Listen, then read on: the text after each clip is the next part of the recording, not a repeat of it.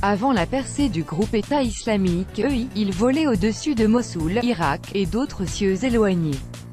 Aujourd'hui, après 3 années d'occupation djihadiste et des mois de combats qui ont ravagé le nord irakien, les amoureux de parapente recommencent à planer.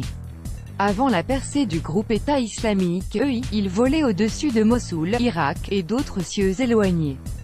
Aujourd'hui, après 3 années d'occupation djihadiste et des mois de combats qui ont ravagé le nord irakien, les amoureux de parapente recommencent à planer.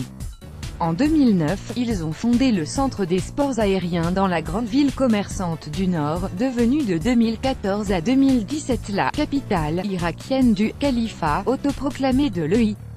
Enregistré auprès du ministère de la Jeunesse et des Sports, le centre a même participé à des compétitions en France, en Turquie et en Europe, se rappellent ses membres. Puis en 2014, les parapentistes se sont retrouvés brutalement cloués au sol, interdits par l'EI de s'échapper dans les airs.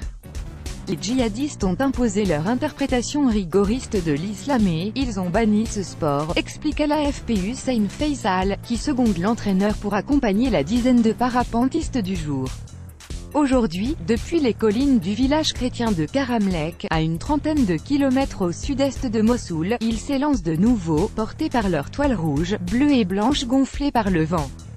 Pour pouvoir accueillir tous les passionnés, le centre aurait besoin de nouveaux parapentes, car les 4 qu'il a pu conserver, malgré le châtiment qu'ils auraient pu valoir sous l'EI, sont vieux, explique monsieur.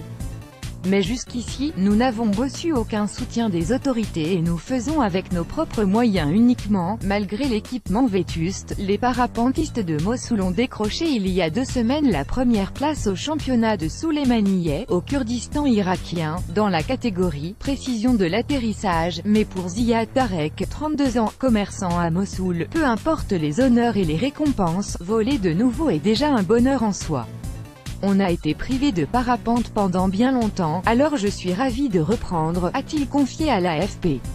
Et d'ajouter, j'invite tous les jeunes qui aiment le parapente et se sentent capables de voler à nous rejoindre pour développer ce sport dans le nord irakien, où les activités culturelles et sportives, déclarées illicites, sous l'EI, sont aujourd'hui en plein boom.